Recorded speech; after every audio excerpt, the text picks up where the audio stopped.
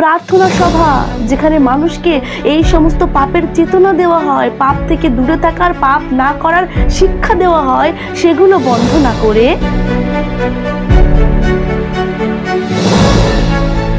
একটার পর একটা প্রাণ ছিঁড়ে খুঁড়ে দুমড়ে মুচড়ে শেষ করে দেওয়া হচ্ছে। মা তার সন্তান হারাচ্ছে, পরিবারটা অসহনীয় যন্ত্রণা ভোগ করছে। আর এই সুযোগে কিছু মানুষ হিন্দু হিন্দু, মুসলিম মুসলিম, পার্টি, রাজনীতি, এ ভালো এ খারাপ, এ জিহাদি এ খুনি, এই করে করে পরিবেশ উত্তপ্ত করছে, মানুষের মধ্যে হিংসা ছড়াচ্ছে। কিন্তু আসল কারণটা নিয়ে কতজন আলোচনা করছে?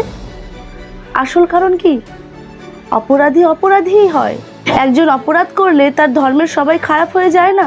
একজন অপরাধ করলে সে যে পার্টি করে সেই পার্টির সকলে খারাপ হয়ে যায় না?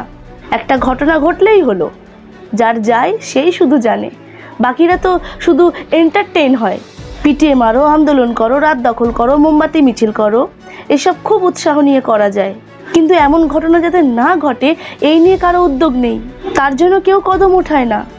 আরে ওই আন্দোলন, ওই মিটিং মিছিল, ওই রাত দখলের মধ্যেই লুকিয়ে আছে অনেক লালায়িত চোখ, অনেক হিংস্র মুখ।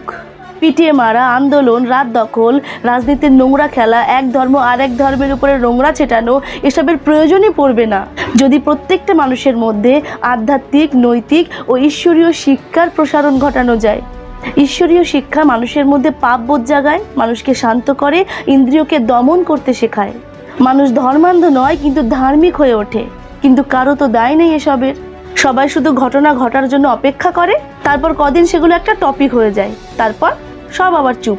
প্রার্থনা সভা, যেখানে মানুষকে এই সমস্ত পাপের চেতনা দেওয়া হয়, পাপ থেকে দূরে থাকার, পাপ না করার শিক্ষা দেওয়া হয়, সেগুলো বন্ধ না করে মদের দোকান আর পর্ন সাইটগুলো বন্ধ করুন।